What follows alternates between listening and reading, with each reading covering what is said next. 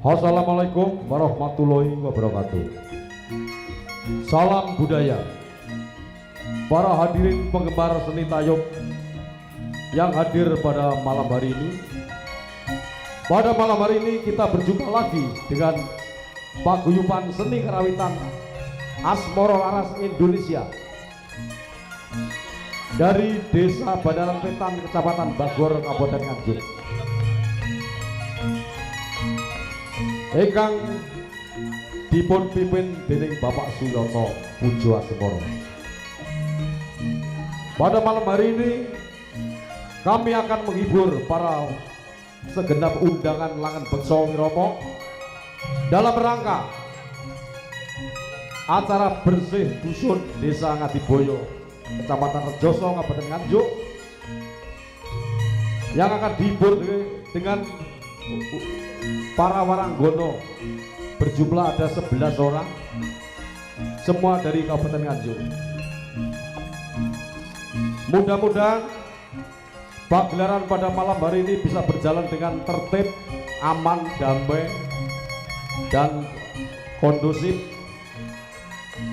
Dan mudah-mudahan setelah mengadakan acara bersih dusun, khususnya Desa Ngadiboyo menjadi desa yang gemah ripah loh jinawi, panenane melimpah, dan semua diparingi sehat walafiat, banyak rezeki. Dan semoga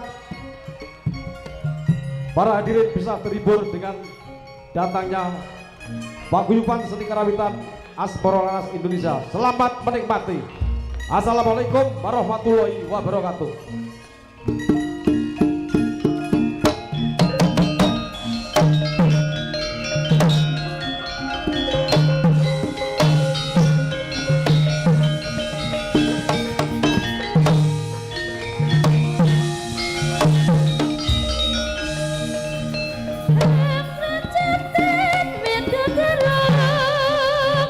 Sangkalaning bewana pangrusa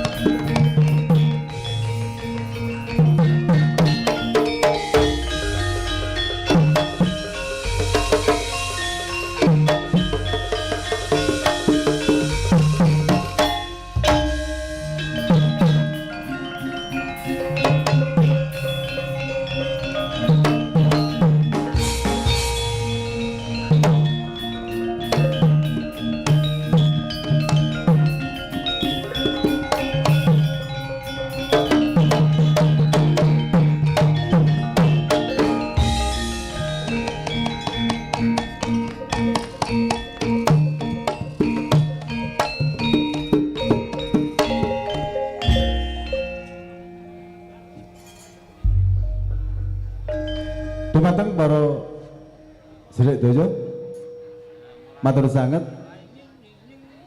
sadèrèngipun seni lan bangsa wirama dipun wiwiti nalika ingkang sampun adat ingkang sampun dipun gabihaken langkung rumiyin pramila sumangga sedaya mawon kula tumirsani beksanipun waranggana ing dalu menika dumateng Bapak Prawit sumangga saged dipun wiwiti.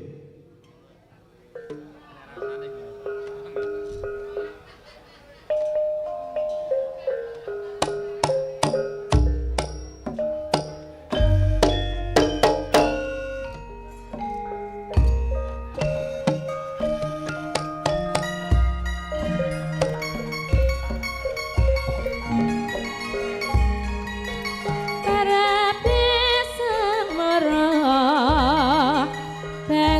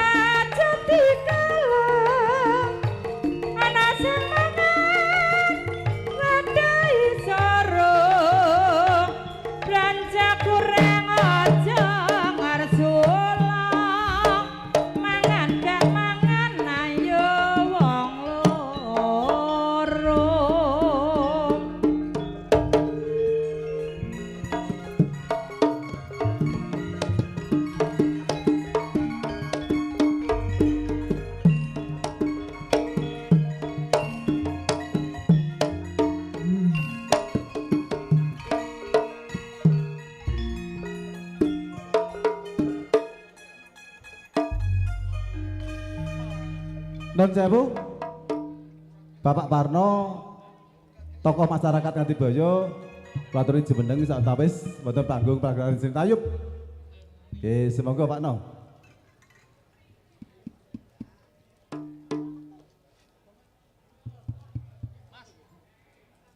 Lah niki papunten sakderengipun matur nuwun sanget. Sakderengipun pramugari matur Mbah Wiji bini sepuh Ngatiboyo badhe matur wawasan sekedap mawon. Semoga Mbah Wiji. Tes. Assalamualaikum warahmatullahi wabarakatuh.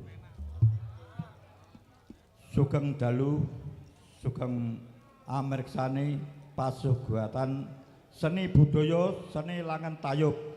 Amargi dusun Ngatiboyo mulai 2008 sampai 2026 lagi iki enek tayub. Aja Mbah Wiji memperjuangkan masyarakat gak enek bakal enek tayub wonten Ngatiboyo. Niki sedaya kemawon nggih. Niki mulai 2008 sampai 2026 Ngatiboyo ora enek tayub. Nah niki ngaten nggih.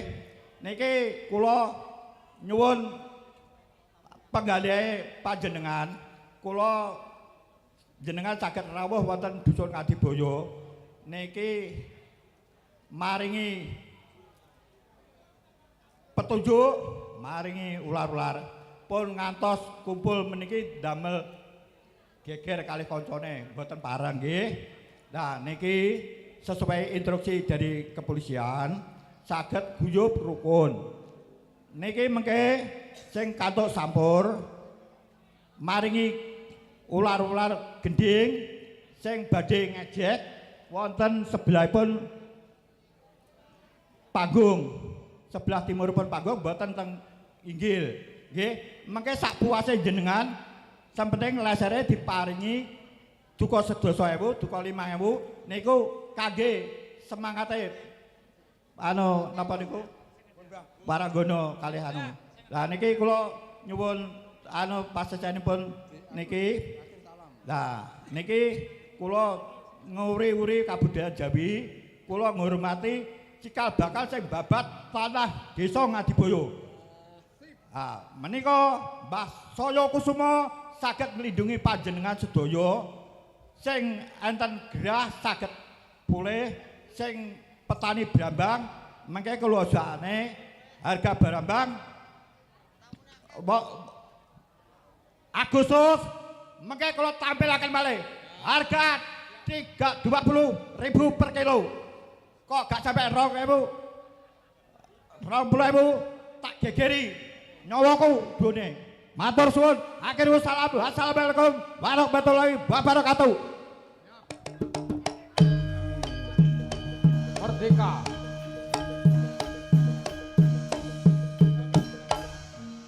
Papunten, nggih papunten.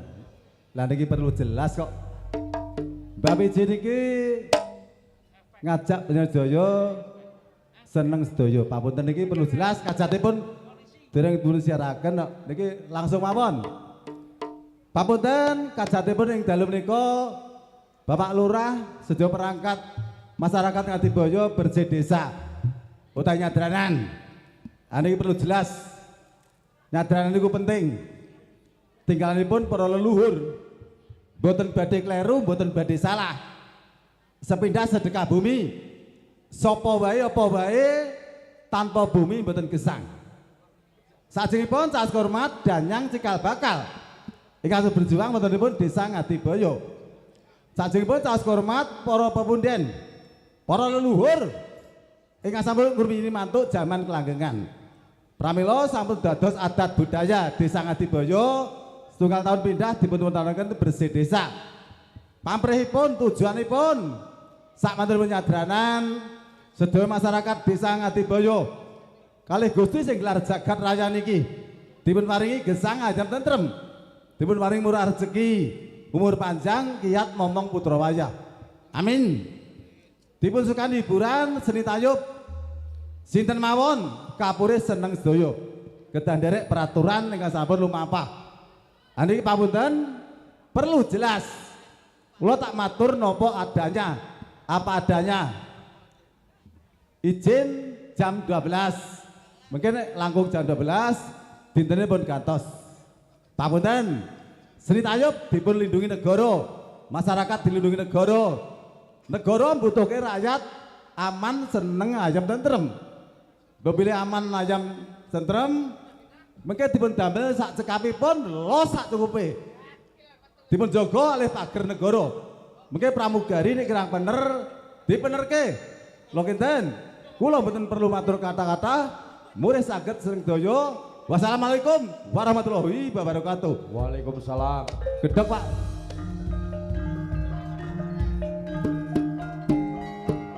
Ingkang badhe nampi sampur wiwitan. Awas tunggal. Dancangipun desa Bapak Lurah. Yo pilih dipun wakili Mbak Wiji. Kalih seksi kesenian panitia Bapak Parno. Lajengipun Pak Joko Boyo.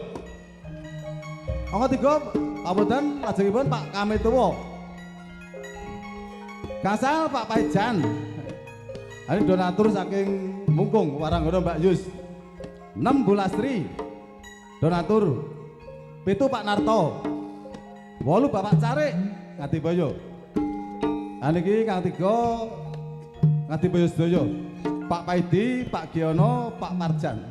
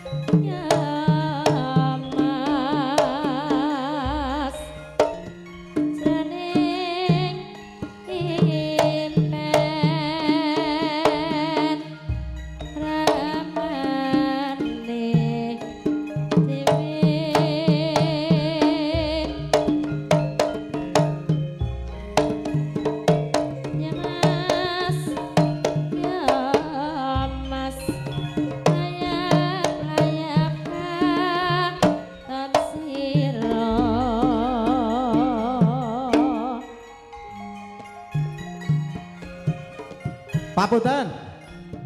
Sampuripun pertama minggah panggung Pangdaran. Dipun bantu kursi 11. Tenggor kayune warung.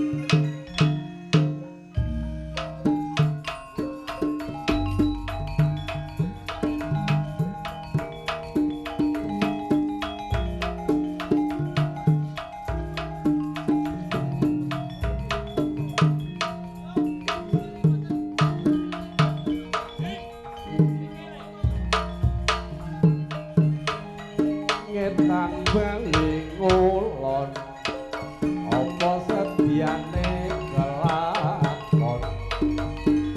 Tenggor kayune jati, yen tenggor manas kok ati yen Mas ya. Jroning bangun yen ngetan bali ya ngulon, apa sediane kelakon. tenggor kayune randu, Yen ora awor ning awak kuru yen Mas wae ngaren manganku panjanure wis tuwa. nyuwun lepat ngapura.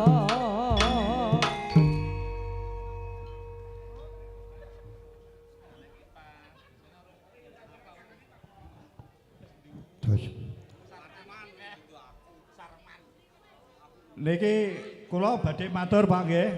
Niki tiap gending mengke damel retek saged sing badhe ejek. Tapi wonten ngadap nggih. Mengke rasane seperti diparingi. Niki kajenge gayeng ngoten mawon sampun. Sing badhe ejek saged teng ngandhap. Semoga niki dereng sangkep niki.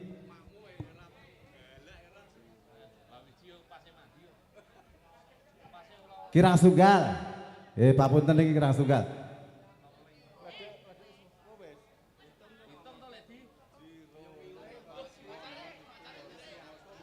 Pak Carik dereng nggih.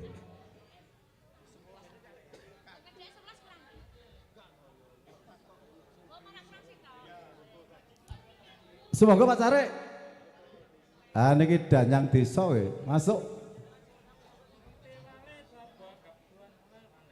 Saged dipun wakili monggo. Nggih, masuk mriki Pak, monggo. Halo, masuk wakil Pak Carik bisa. Monggo.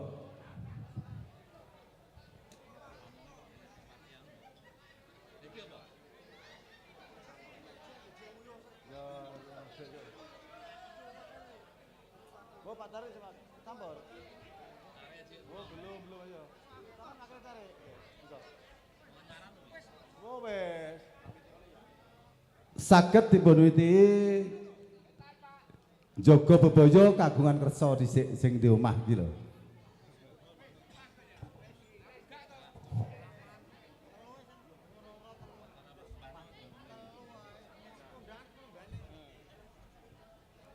Wancine wis surup surya sisih wetan padang semilae rembulan katon dadari anuruti senenge ati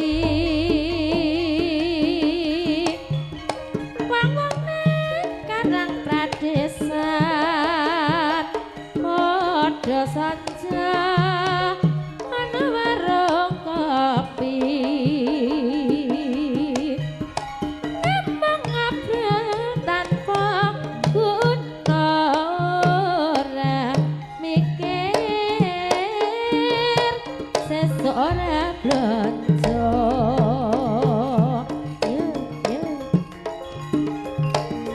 senajan kopi sajike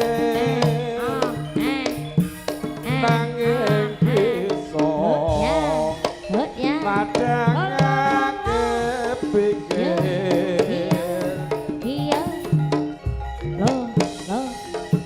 yen ora ngombe sasore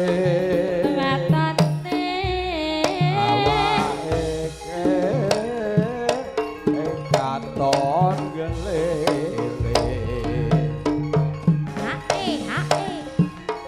ho wis disumer kapijai rasa enak seger tur magleke so kewe marame ati ayo kon sangucuk kapijai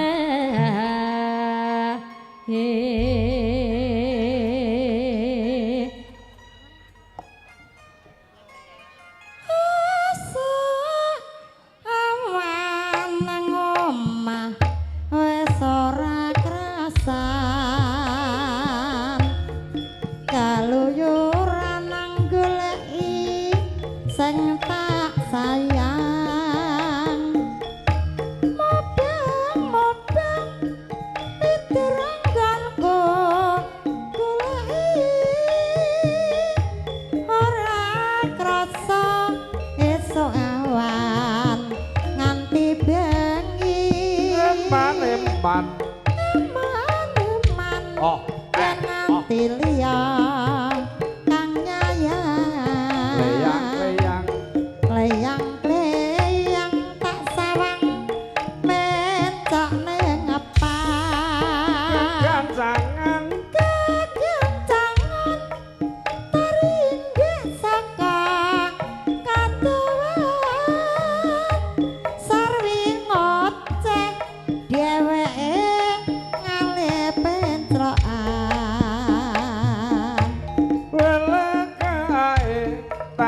lalu mbok aja ngecek podang kuning kagawe pikirku komeng seret tirang tak sawang tambah manise ibu bunga yen kelakon dadi duweke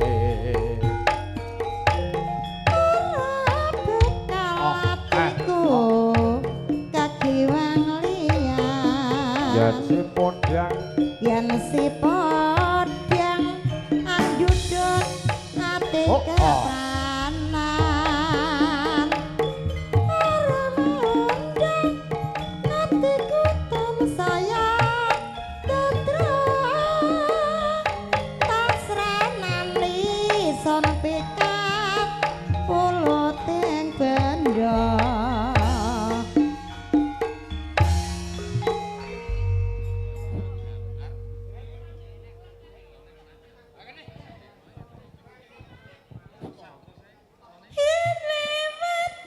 aku kelingan kepokae biyen tak goleren ayo yai ayo ning jagat bapak tulisan warna abang warna abang tandha isin prawan jenenge gubuk asmara biyen kae tanggoan oh ya tresno ayo yai ayo tanpa bentar tanpa kuasa benda-benda ketaman asmara gubuk kae nyimpen wati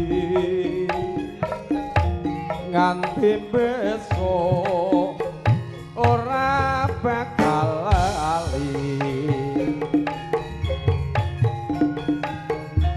gubuk kae kebak crita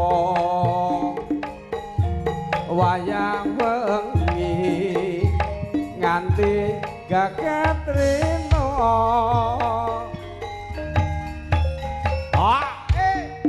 jaketan sajroning ati tak sogo datang luntur sayang oh ati aku kawe dadi garwa mergaler ning gubuk asmara Kirang tunggal papunten. Nggih. Undhanipun langkung kathah. Kirang tunggal mawon monggo. Budhe Meatun masuk.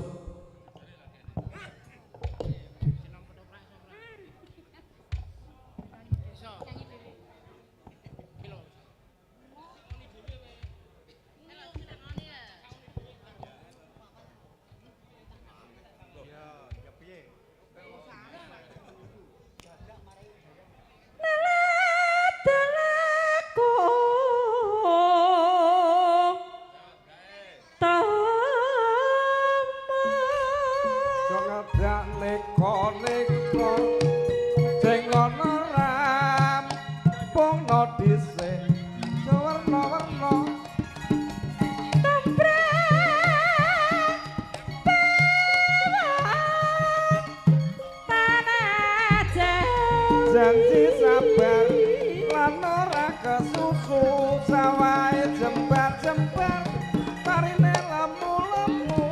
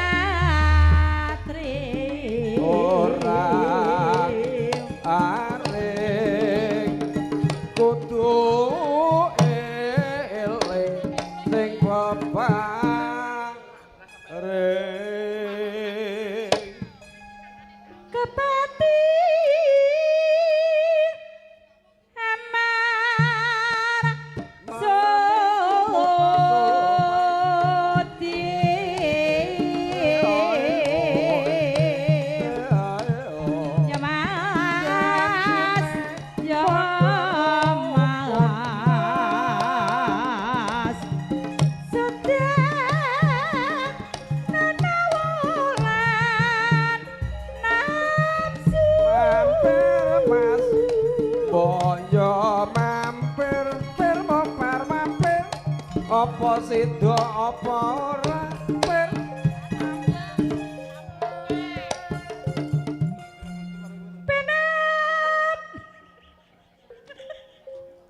Sueng tapa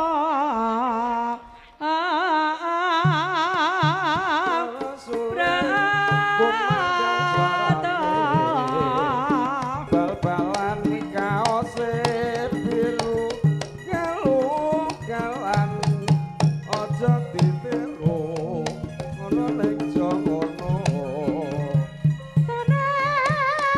pengen siang ratri mlaku dhisik ora ngenteni digawe becek ora niteni ngono ning jongono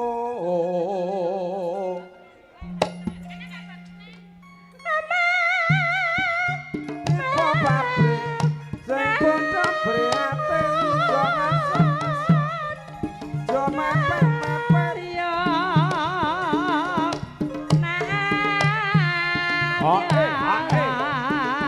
Oh, oh, ah.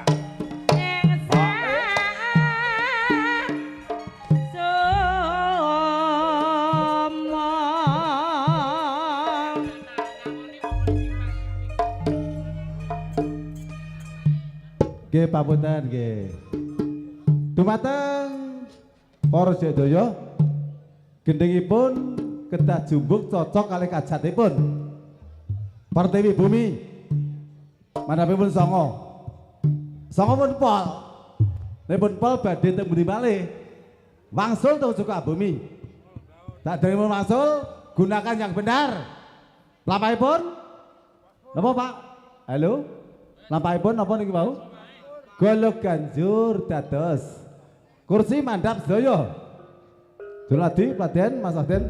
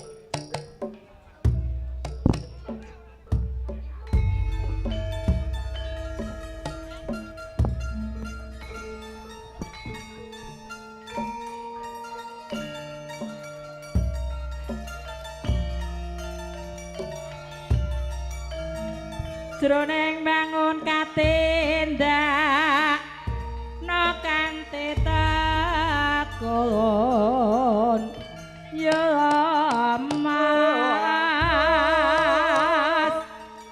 mane man ya gune senenes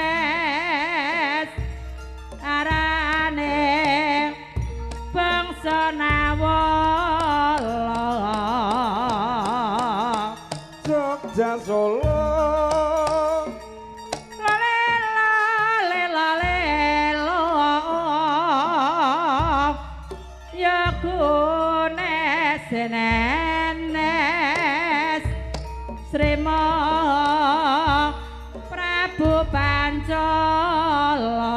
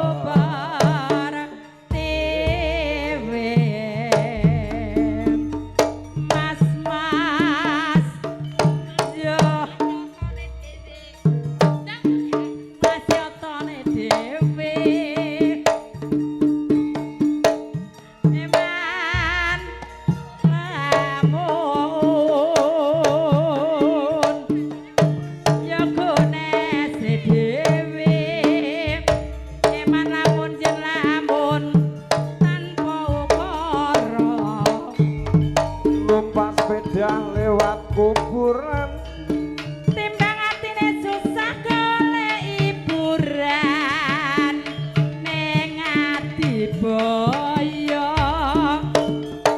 wae ngaren kudu ning lan waspada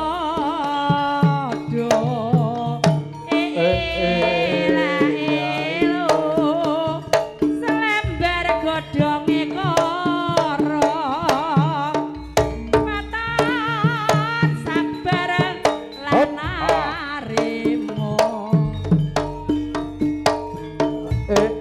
topel saja eko matur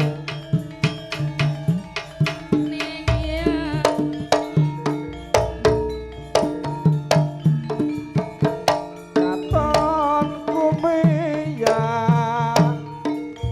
uyup rukun kerong nulis sanggaan yo ayo jejogetan iki gendeng saka pancen nyata gending sanga kidul ayo para kanca leluhur donya langan beksa wirama muda